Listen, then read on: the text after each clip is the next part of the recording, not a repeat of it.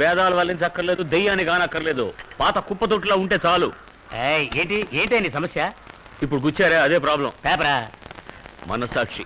ఏంటి మనస్సాక్షి? తాగడం తప్పని తెలుసు, నీ బ్రాంచ్ చెప్పడు కదా అంటే నాకు మనస్సాక్షి లేదా? పెద్ద మనస్సాక్షి నుంచి మాడతాడు. కషాయ వాడు పశువులు అడుగుతున్నాడు, వాడికి మనస్సాక్షి లేదా? ఇన్ని అబద్ధాలు చెప్పి బిజినెస్ చేస్తున్నారు అంటే బిజినెస్ చేసే వాళ్ళందరికీ మనస్సాక్షి లేదా? అంతెందుకు 1000 అబద్ధాలు ఆడేసారు, ఒక పెళ్లి చేయమని చెప్పారు అంటే పెళ్లి చేసే వాళ్ళందరికీ మనస్సాక్షి లేదా? ఇదిగో నువ్వేం చేస్తావో ఎలా చేస్తావో నాకు తెలీదు, వెళ్ళు డబ్బు తీసుకురా, లేదా రేపే ఇల్లు ఖాళీ చేస్తానంటారు. ఈ రోజే ఇల్లు ఖాళీ చేయించి తరిమేస్తాను.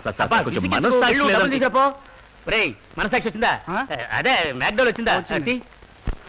సత్యమునే పలుకవలెను, అబద్ధము ఆడరాదు.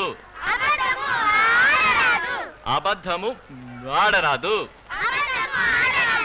సత్యమునే పలుకవలెను.